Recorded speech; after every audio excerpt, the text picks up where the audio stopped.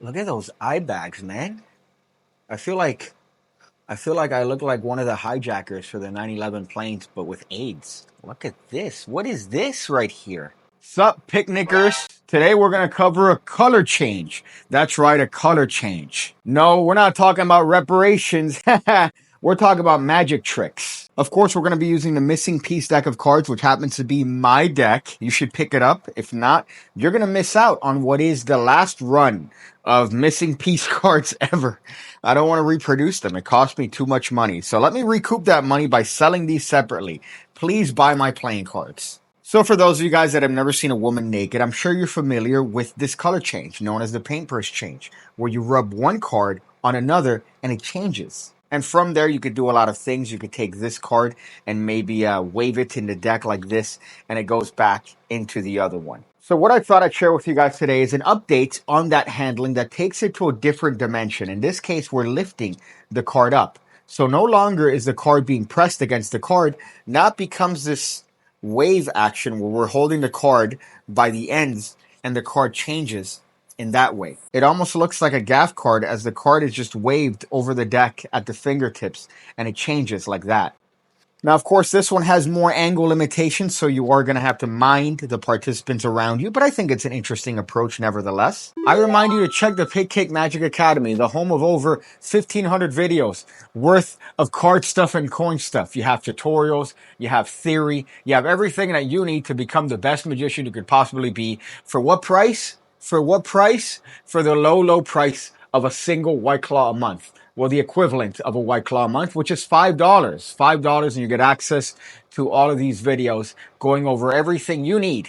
So go ahead, join today, and become a worse person, but a better magician. So the setup for this is going to be taking the card that is second from the top of the deck and turning it face up. Hey there, friends. Current production Piggy here. Just letting you know that the voice enhancer feature that I've added on this particular track, for some reason, makes it sound like when I say so, it makes it sound like I say though. So I'm not saying that with a lisp. I don't have a lisp.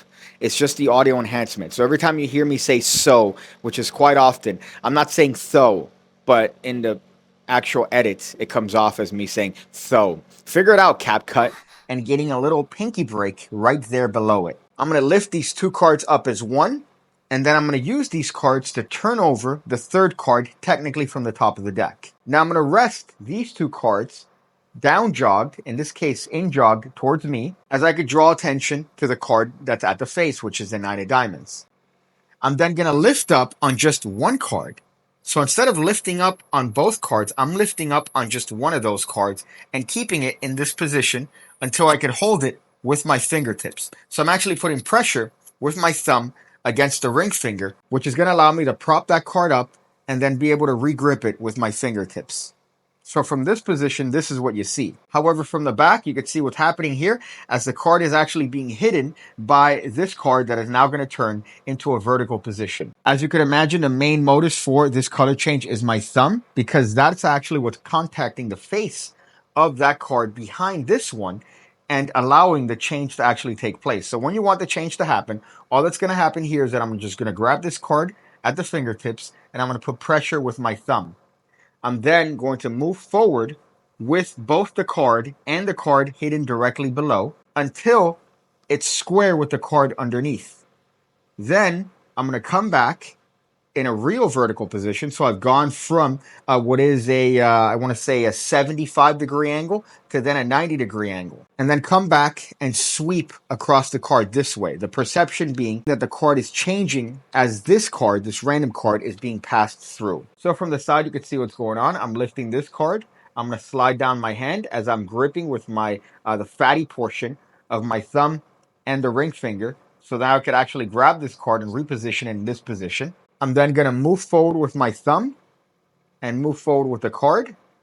I could then bring this card up to a 90-degree angle and then continue sweeping down on the card, which is going to show the color change. From this somewhat exposed angle, you can see what's taking place here as I slide that card down and then come back, showing the change to have taken place. And of course, from the front, you could actually see what's happening here as I bring that card back wave it, and now this card has completely changed into a different one. Now, I know some of you guys are going to say, oh, the old one is better, Piggy. The old one is better. Why would I want to do this inferior angle-sensitive change? And my response to that is, shut up.